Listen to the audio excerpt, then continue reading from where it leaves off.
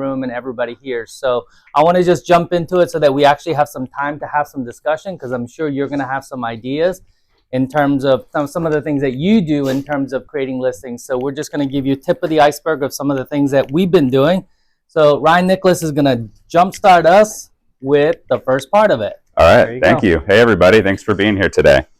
I got to say before I get into it that when I first saw the invite and the promotion and it said, Jay and Ryan combined for $585 million, it reminded me of that night Kobe dropped 81 in a game, and after the game they were interviewing his teammates, and Kwame Brown, who had 1 point, he was like, I'll always remember this as the night that Kobe and I dropped 82. So that's how I feel a little bit right now. But I am on a team. So our team, the DamonSellsHomes team, my dad Damon is back there. We have a small but mighty team. We do about average over 50 million the last few years. So hopefully I have some good nuggets for you guys. So the first topic I wanted to start off with is networking. So you've probably heard the phrase that your network is your net worth, right? And there's a few networks that I'm a part of, and I'm going to share a few of those. I'd love to hear what other networking groups that you guys are a part of that have been, productive in generating business and listings for you as well, so we can all kind of mastermind here. First one I want to start out talking about is BNI. So anybody here part of a BNI group or ever been a part of a BNI group? So 3 or 4 or 5 hands. So BNI is a very organized international networking group. I think it's Business Networking International. So the group that I'm in, it meets once a week, and it's just like-minded professionals. What I like about BNI is that they only allow 1 seat per industry or per job. And so there's financial advisors in the group, there's roofers, there's, again, it's one of each. There's website development people, there's IT people, there's lenders, title. So, the one I'm in has about 22 members right now. So there's big and small ones. They are looking to grow. So you could talk to, me. I can get you connected with the right person to potentially start your own chapter.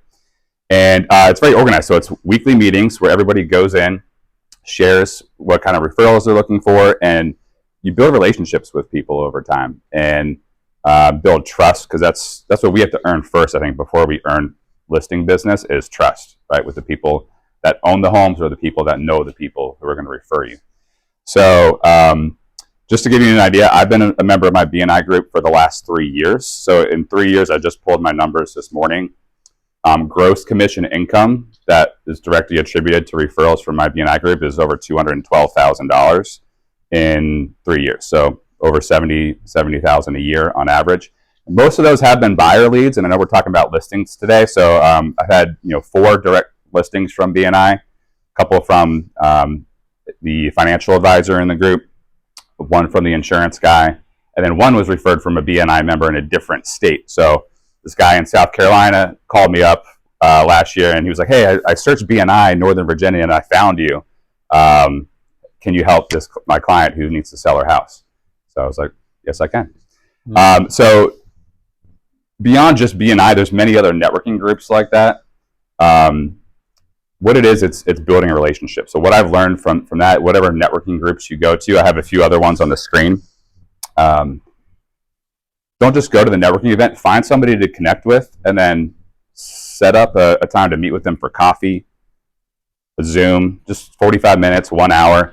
Get to know them and their business. Ask how you can help them, and then law of reciprocity. They're going to probably ask you the same thing. Tell me about your business. How can I help you? And don't be afraid to ask for referrals. So don't be afraid to ask, like, hey, this is, especially if it's like, the financial advisor. That's pretty obvious when somebody, pretty obvious referral. But for example, there's a mover, and a lot of times he gets connected to people who want to schedule a move or get a consult before they list or before they move.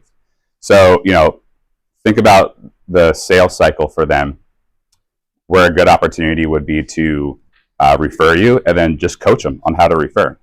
So I could give you examples, but for time purposes, I'm happy to connect after. A couple other networking groups that I'm aware of is Chamber of Commerce. Anybody ever gone to a chamber event? Great place to network and meet people. Again, like-minded business people trying to share referrals with each other. A Million Cups is another one. The idea is it's a weekly coffee meetup that business gets done over 1 million cups of coffee between entrepreneurs. If you're a commercial agent, Marima is a really good one to network with people in the commercial world. If you're military, if you're a veteran or military spouse or proficient in that area, the American Legion and Lions International are just two examples of good networking groups for military. One of our team members goes to breakfast every Thursday, I think, at the American Legion. Is that what it is, American Legion, or is it? Yeah. So, he's gotten business over the years through that. So networking is a super powerful way to grow your network, therefore grow your net worth through referrals. And,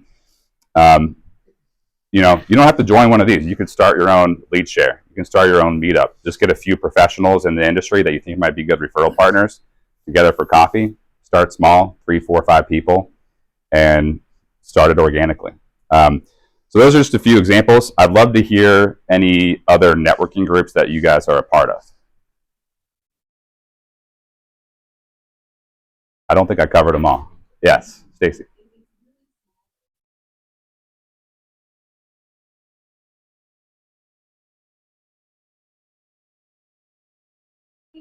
But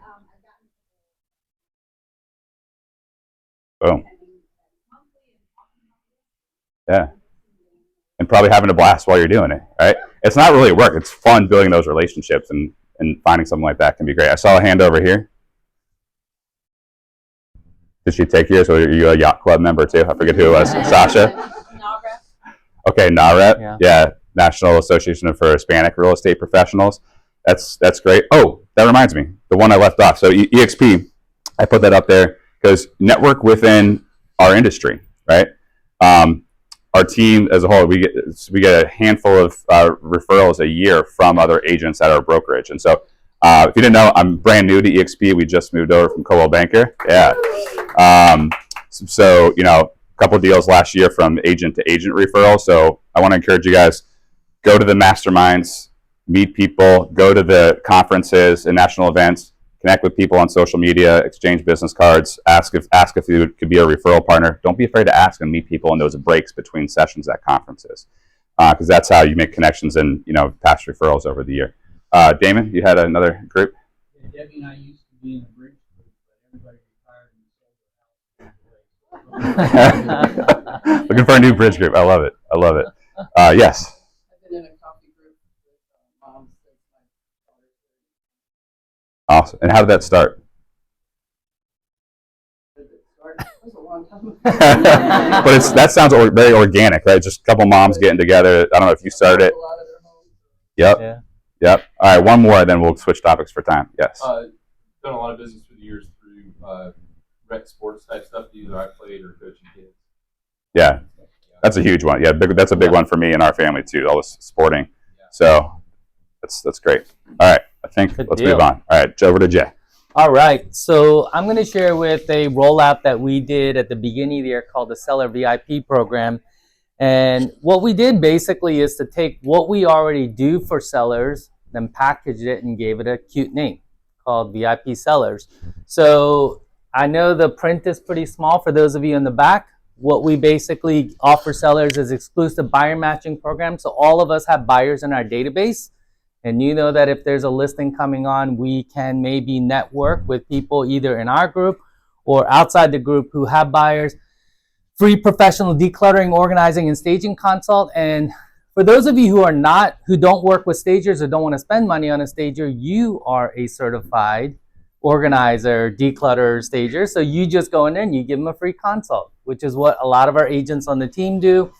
Discounted contractor pricing with free estimates. We all are connected with contractors that we work with and know and love and trust, so we can get them connected. And then one of the other things is professional exterior photos while the house is in bloom this coming spring. So even if they're not selling until fall or next winter, you can get pictures of the house so that you can offer them and you create a relationship with them. So a number of the agents on our team, we got a lot of pictures of the homes in the fall that we're going to be selling this year in January, February, March, and early April before everything is in bloom.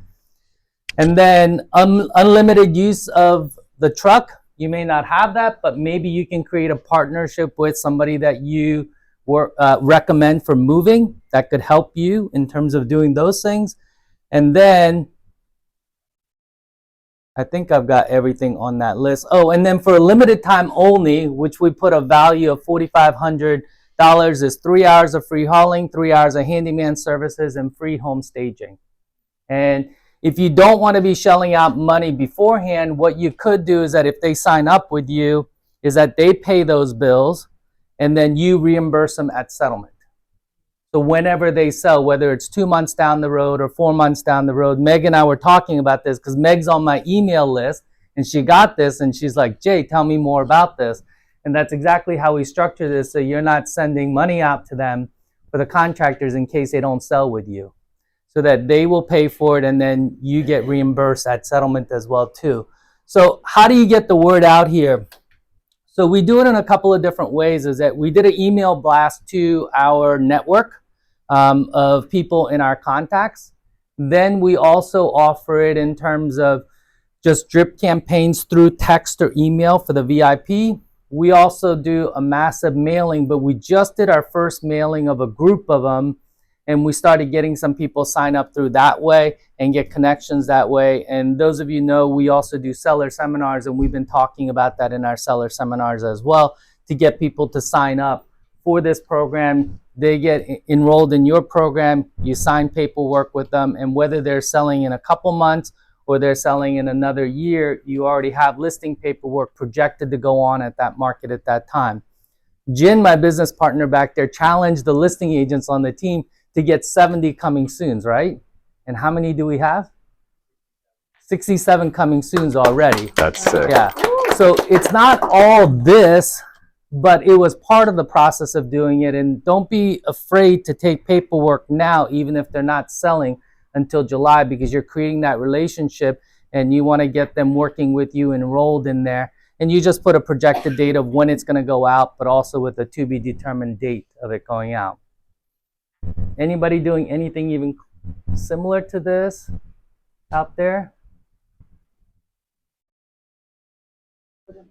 Yeah. Yeah. I mean, really, we realized we were doing all of these things for the clients. We just didn't have the VIP seller program labeled. We had a VIP buyer program, so we just came up with the idea, let's just call it VIP seller, and we rolled it out. And you can name it whatever you want to, you know, concierge level service or something like that. And then it's all the things that we normally do, but then you get to roll this out. And the direct result of it is that I know that we've gotten into 4 doors of people that we normally wouldn't have because we rolled this out. One of them was an expired listing up in Vienna that's normally not, you know, our area that where we sell in, but they were expired last year. They were in our email service and they said, tell us more about this VIP seller program. We got in the door talking to them about it. So it's worth labeling something and then getting the word out there in any way that you can. Yeah. Awesome. I think you want to cover this? It has same thing. So we did put for the $4,500 of 3 hours hauling and stuff, limited time, because we didn't know how long we would do it. I mean, someone's selling in 10 years or like that kind of max. We've had one that's 2 years out. Okay. Jamie on our team has like taken listing paperwork somebody 2 years ago that's finally selling now. Okay. So we do that. I think it's more of a handshake, and they're making a commitment to working with you, and you're giving them commitment that you're going to be helping them along the way. So they get access to the contractors that we work with on a regular basis. Because some people do want to do their kitchen or their bathroom a year in advance or a year and a half in advance. I would caution against that because it's never a fun process. If you've ever had work done in your house of connecting them with your own contractor, I would recommend, if they're that far out, that they talk to some neighborhoods, people who've used contractors, and you would guide them in terms of advising them what's worthwhile doing. You want them to work with your people who are going to be selling in the next 6 months, because you don't want them using your contractor to do a lot of the work 2 years out and then the relationship sours because they didn't like something that the contractor did, because always hard to make everybody happy. Go ahead. I think one of the big things with that, by the way, is just naming it something. And like what Jay was saying, if you're doing this stuff anyways, if you name it something, brand it, and push that out, I think people like latch on to that. So I think that's almost as big of a key as the content of what the program is, just having a catchy name you can push to it. Next topic, cash offer leads. So anybody here working with cash offer leads yet? Ooh, Wow. this is good. Okay. So I saw one hand. So this is, I think, a newer strategy that has been kind of spreading among the real estate community. I'm curious, who here in any way, shape, or form uses home valuations as a lead source? Okay, probably almost half the room. So that's been a trend for a long time. I know on our team for about the last 10 years, we've been generating leads using the offer of, hey, what's your home worth, right? And I kind of believe that now between Zillow's estimates and every website has their own home valuation, it's kind of falling on deaf ears more. So from people that are much smarter than me that I've been talking to, we're not seeing as many responses to that kind of call to action of like, what's your home value? There's still a good lead source, don't get me wrong, it works, but the effectiveness is decreasing because that information is more readily available out there. How accurate is that information? We all know the answer to that, but it's not as compelling anymore. So what's getting better responses now is advertising out there for getting a cash offer on your home. That's a little more real. That's a little more substantial, right? So these types of ads are getting better response rates. But I want you guys to think about it for a second. Put yourself in a homeowner's shoes, and you're scrolling Facebook, and you see an ad that might look something like this. Click here to get a cash offer on your home, right? And then when they click on that ad, it takes them to a landing page. They start with the address, takes them through a series of questions about the house, etc., and their time frame and all that. What type of person or what type of leads do you think those generate?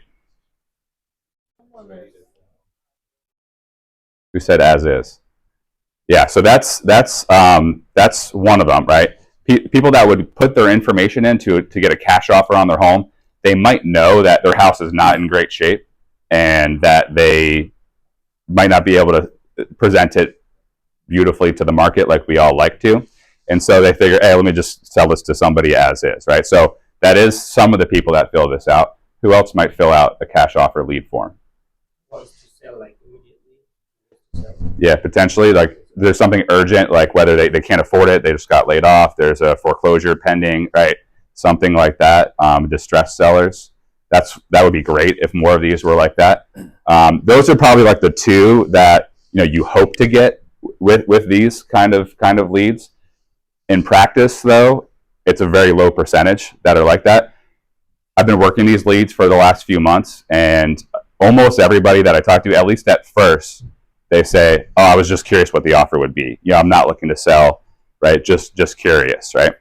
But if they took the time to fill out the form, they put in all their info, they put in their address, they opted into receiving contact from people, then there must be some level of interest there, right?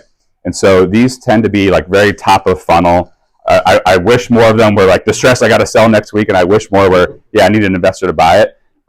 We've gotten a couple of those opportunities, but these are leads that you might have to nurture for a long time. And all I do with them is just call them, and I say something like, "Hey, this is Ryan Nicholas with the DamonSellsHomes team. Just got your inquiry about getting a cash offer on your home.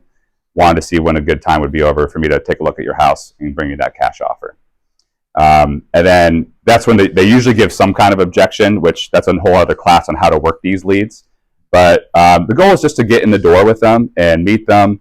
And maybe they're not going to sell for another 2 years. Maybe I combine this with the VIP seller program. That's a good idea. Because a lot of these people are just curious, wanting to get an idea of what an offer would be. And so that's kind of the concept here. So these are nurture. So I kind of picked these first two topics because these are my last two listings that I've had that closed this year, where one was from the referral, BNI referral, and then one was one of these cash offer leads. So some of them, that one was a get in the door and list it right away type thing. Actually, when I called the guy, he's like, "Why are you calling me? Like, I'm not looking to sell my home." And how many times have we heard that on a seller lead call, right? Literally, I have the recording. I'll play it for you if you come up to me after. But that's how we started the call. And then, I just didn't take no for an answer, like, pleasantly. I was like, "Well, you filled out this form. Like, what made you fill out the form?" And then went down that road. So they're not the easiest leads to work, but I think it's a powerful offer to get a cash offer on your home. So that might be a new way to do it. So you might be wondering, okay, well, how do I actually bring them a cash offer? I don't have $200,000, $500,000, $1 million in cash to do it. So first of all, if you're in real estate, I believe that we should all have the mindset of a real estate investor.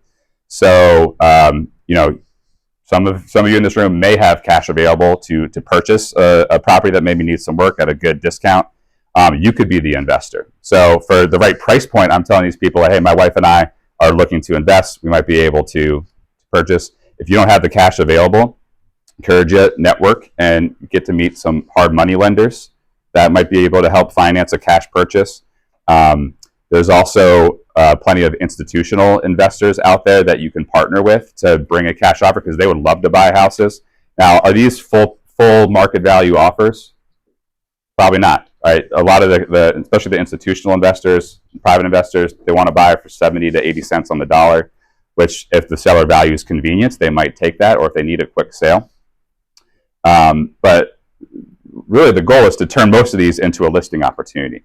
Hey, a cash sale will be quick and convenient for you. No hassle. You don't have to fix anything. You don't have to list it. No showings, no pictures, no staging, no nothing, as is. But would you rather have the convenience or get the most money for your house? 99% of them are going to say, "Oh, I want to sell for the most amount of money," and that's when you turn it into a listing opportunity. So some of those institutional investors that I just jotted down a few. If anybody knows more, I'd love to hear about them. But Open Door, you can bring an offer, and they'll pay you a commission as like a finder's fee, basically, to find the house.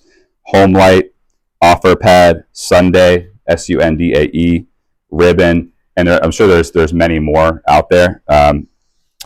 And lastly, how do you generate these leads? So there's a lot of different ways to do it. We're just getting started with this. So probably the best way is to generate them on your own. So you can create, for example, a Facebook ad that looks something like that, and build your own landing page. That could be a follow-up class potentially.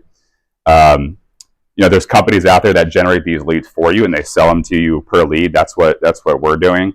So a couple of the companies that do that, Fast Home Offer, Verified Real Estate Leads, ZBuyer, ZBuyer's who we're using right now.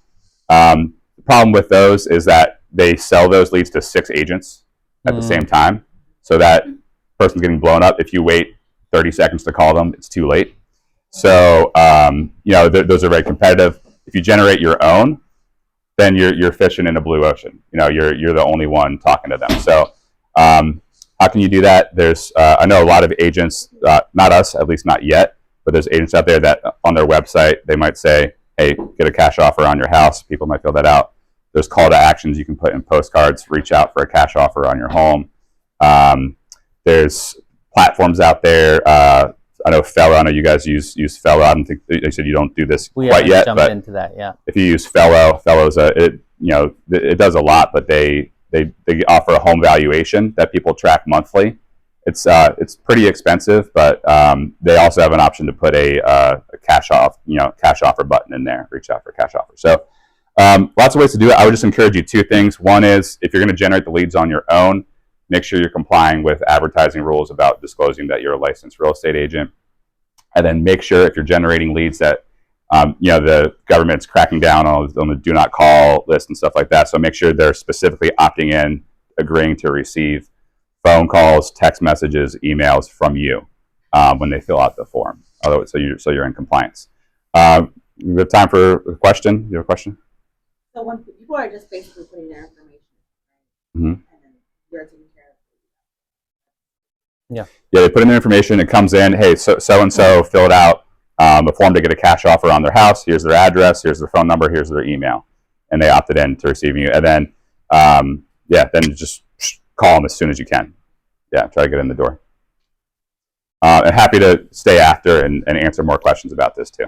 And I'd add one more thing to that is that if you do find a property that is an opportunity for a purchase, before you go to the institutional investors in this room, there are people who would work with you, partner with you, or buy the property. Our team has a grid chapter that meets in here. A couple of people, Kevin, you saw in the back, Carla and my team run Grid, which is an investor group. There, you'll see the sign in here. We meet second Wednesday of every month, and there'll be a room full of investors who you partner with. Next week on Wednesday, which is Valentine's Day, we're having a meeting on wholesaling. So if you find an opportunity like that and you don't have the money, but you want to partner with somebody, you could wholesale it to an investor, you could partner with them and still purchase the property. We've got connections so that you don't even need to go to Open Door, because I hate seeing Open Door signs in the neighborhood. So I'd rather not have them out there and us promoting their business out there too. So, all right. Yeah, definitely agreed. I would say that's, with this strategy, we're trying to get listings, right? So it's kind of like you bring in the Open Door offer that's 70 cents on the dollar, knowing that they want to sell it for more, right?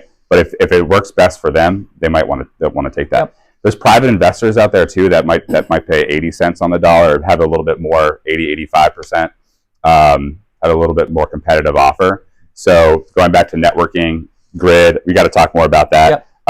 There's real estate investment associations out there, or networking groups you can be a part of. I know a couple of hard money lenders and private investors, but I would love to be introduced to more if you know somebody. It's good to have those people in your corner. And Grid was founded by Rob Chavez with Kaza Group, and he just recently came over to EXP from KW, and he has a great network of people. He's also a hard money lender as well too, so just keep that in mind as well. What Ryan and I are hoping is that you take away at least one idea that you can implement in the next week. So whatever of these ideas, don't be overwhelmed by all 6 of them.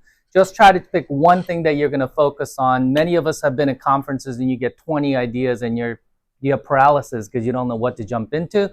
So think about what is practical. So a couple of my agents on the team are probably tortured seeing this because I pushed them really hard starting at the beginning of December. So how many people do you have in your database right now? Do you have 100, 150, 200? So most of the agents on our team, especially the agents who focus on working with sellers on my team, I have 7 of them, they have around 250 sellers, prospective sellers. And so what we started was a campaign at the beginning of December that pushed through about, I think it was January 16th was our goal, is to do 7 or 8 CMAs per day.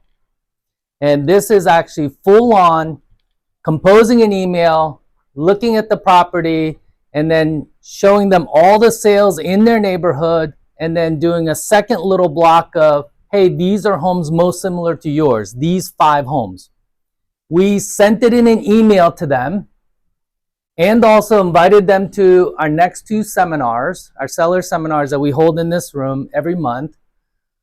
Plus, we then just printed out the email, put it in one of these colorful envelopes that we have stacks of downstairs, and then put in a postcard inviting them to the next seller seminar with our business card, with a handwritten envelope and a handwritten note that says, hey, I emailed this to you, but I thought I'd drop it in the mail as well in case you missed the email.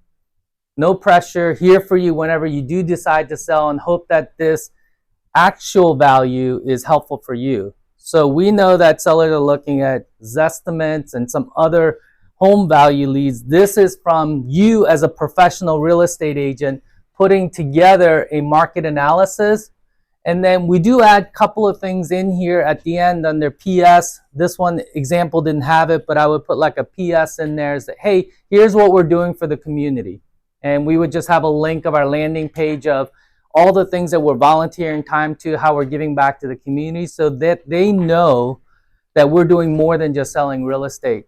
And what was interesting is that I sent out 270 of these between beginning of December to about middle of January, and I got 5 referrals.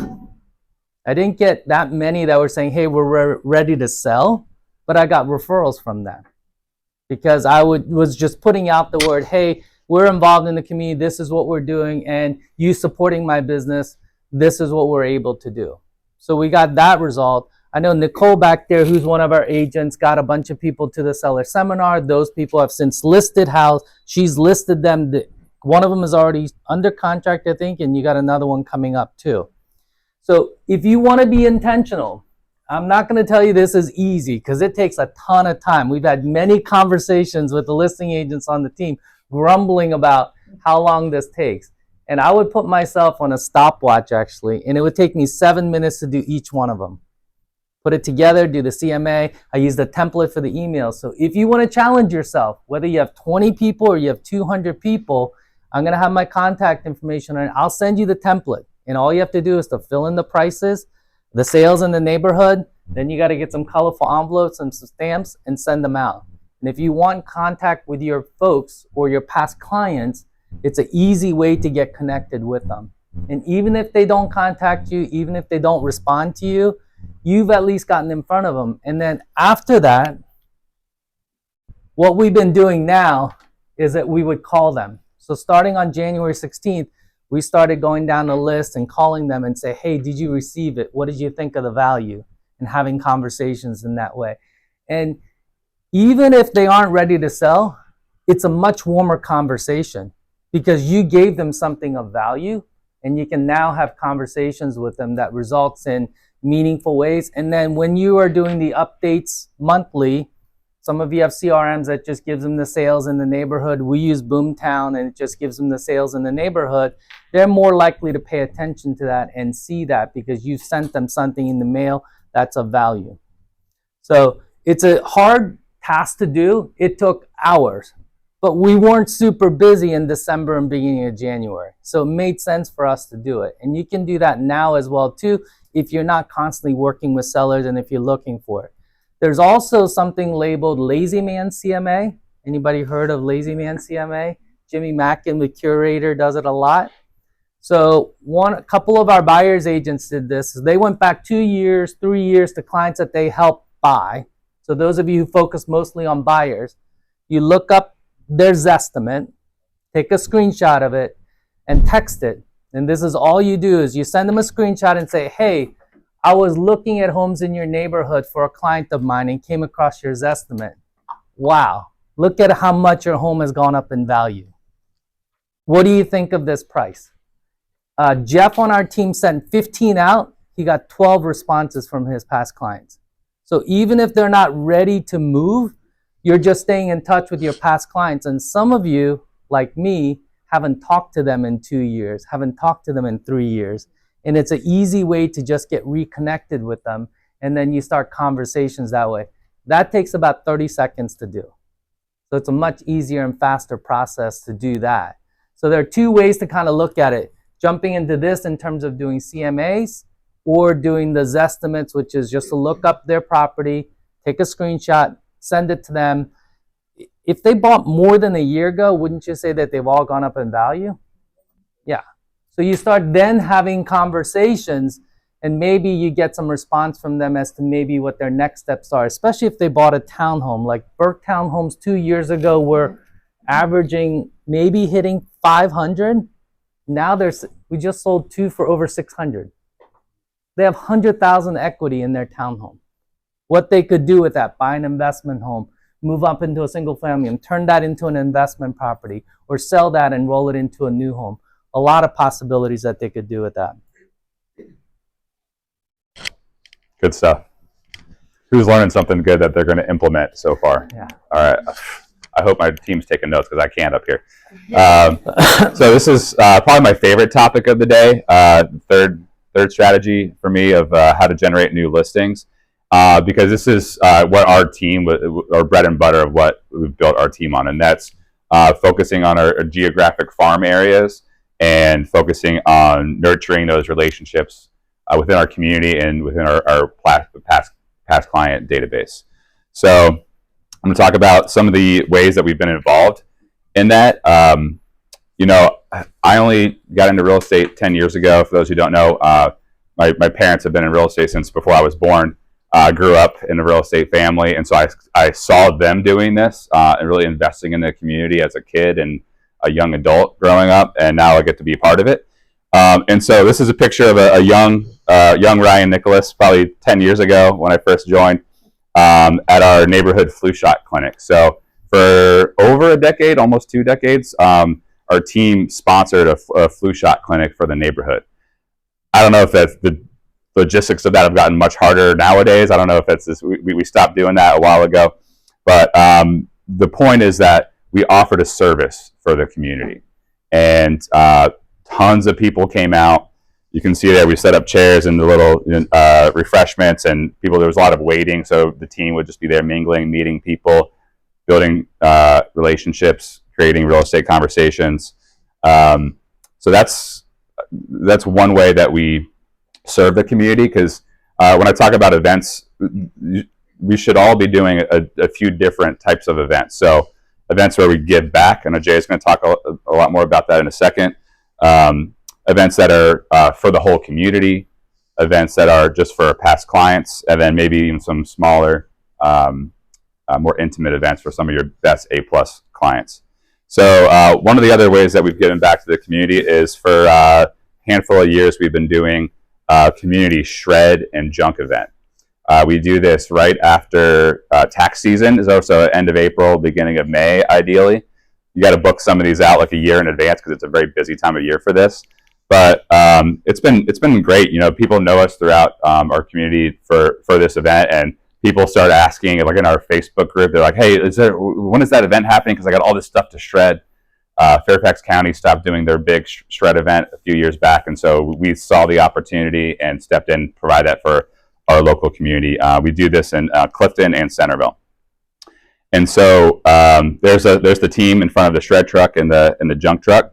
So what we do for this, the great thing about hosting events or putting events on, the event itself is important and it's great fun, but it's the lead up to the event that you really have to take advantage of. And, you know, Buffini and Keller Williams and all these famous coaches tell us we got to talk to our SOI, you know, X number of times per year, right?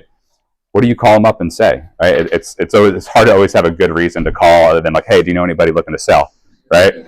You don't want to lead with that because, you know, I believe in like the BNI model, givers gain, right? And so that's the theme through this.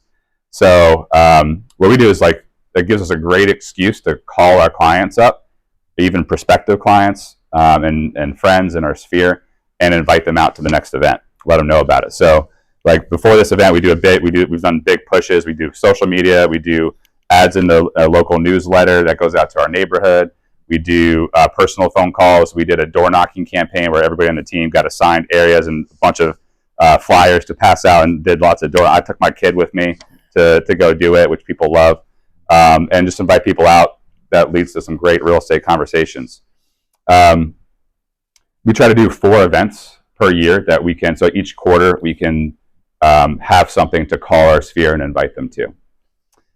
Another thing that we've done is giving back to the school, so sponsoring school events. So last year I had the numbers here for our team. We actually had 16 different events that we either participated in or sponsored. Wow. So I have the list up here if you want to see later. Some of these were just sponsorships, like we donated and didn't actually like go, but at least half of them we were in there in person. So here's Liberty Middle School's 20-year anniversary celebration. So we sponsored the event, set up a table, passed out waters. You know, a couple of our community 5K events we sponsor. We show up, we pass out waters at the finish line. You know, just being involved in the community, connecting with the local schools, supporting the schools. You know, everybody likes that, gets behind it. Down at the bottom here, so there was one day where we actually had the shred and junk event the same day as the Union Mill Elementary School fun run. So we had to do 2 events in one day and push back the shred event. So here's my wife and my baby girl after the fun run. She's covered in paint. They had foam back there for the kids to play with, which was awesome. So that was our sponsorship for the fun run. We passed out stuff to the kids. and parents. And then we had to walk that tent rather than breaking down. Just around the corner is the pool where we hosted the Junk and Shred event. So that's us, 4 of us, literally walking the tent. And then this lady here, Kelly, is we just hired her last year to help our team out. I call her our ambassador of fun. So she's our event coordinator, and she's like the funnest person ever. So if you have somebody in your life that's fun, she was an empty nester and didn't have a lot to do, so she was the perfect person to help our team coordinate these. We wouldn't have had 16 last year if not for Kelly, and they all would have been pulled off, kind of half-assed. But so those are the different ways we give back to the community. Just to rattle off a few, there's all kinds of fun runs. A trunk or treat. We sponsored the Centerville High School Theater. Bingo night. We donated items for an online auction, and then we hand delivered them to the winners. Made connections that way. And there's more. Other examples of client events. We did kind of a smaller, more intimate event at a bowling alley. So we rented out lanes in Bolero. That was about an 80-person event. So each agent on the team got to invite a few of their closest, best referral clients and raving fans. And then some events that we do are bigger. So, example, our Pie Day event we do every November. We give out pies the day before Thanksgiving. Set up this whole thing. We invite everybody we know to that one. So we had maybe 130, 140 people come last year to pick up pies. And so we're on a team, so there's a budget, there's support structure there. We can do some bigger events, and I'm sure a lot of you guys have great events in the room that you could share about. But it doesn't have to be big. It could be small. If you're a solo agent, get together with some of your best raving fans and past clients for a dinner. Get 6 people, 8 people together for a dinner or a happy hour. Take them out to bowling. Thank them for being supporters of your business. There's different ways you can generate referrals through this. A lot of times it will happen naturally. We even used to do an ice skating event, and I don't know if it was the ice skating event or one of the other events that we did, but my dad always tells a story that one of his clients called and he's like, "Hey, can I bring a friend of mine to your event that wants to sell?" And he was like, "Yes, you can." He got it, right? And so that was a great example of referral. A lot of times most of our events will raffle something away. We'll give something away, like a gift basket or something else. And when people sign up and to enter the door prize drawing, we give them, they fill out the form, and we give them spots to fill out referrals. Who do you know that's looking to make a move soon? And don't worry, we won't talk to them. We won't reach out to them until we talk to you first. But for every referral, you get an extra drawing to win a gift basket. So that's how we kind of directly generate referral business from there. The biggest thing, guys, I believe is give back. We're blessed to be in an industry where we can make a good living. It's helping support people and change people's lives. Set a budget. Get events. You can get sponsors. Have people sponsor the events. So like the bowling, the cost was partially covered by sponsors.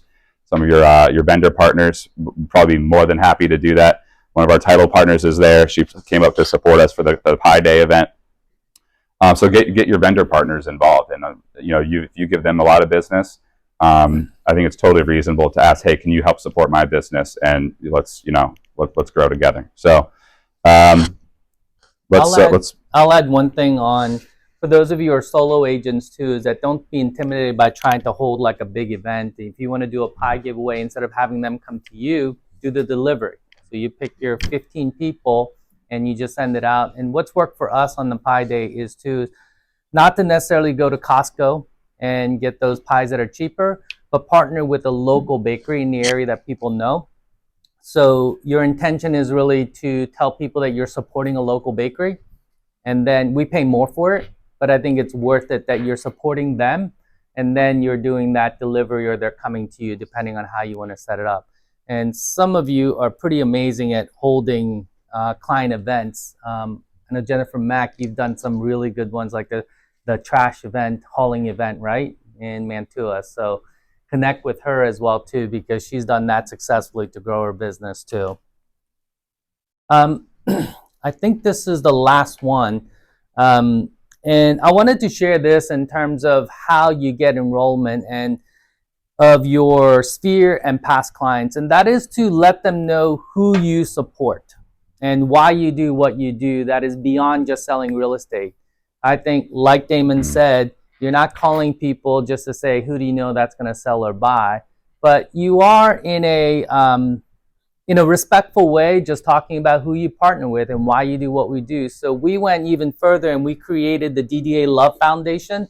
That is our nonprofit organization. We have agents on the team who are board members. I think it's also important for the agents on the team to know that we're doing this more than just selling houses and making money. It is really giving back to some of the organizations that we partner with.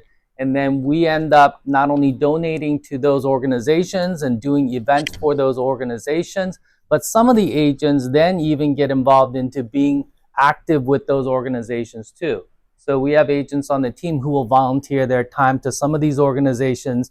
Phillips program, which is actually a school on Braddock Road, we've been partnering with them a long time. They actually have a program for the students, the high school students there, that we help them purchase land or a tear down. And the students, with the guidance of a GC, will actually rebuild the house, and then we get to sell their house once it's done. And we do 1 or 2 of those a year.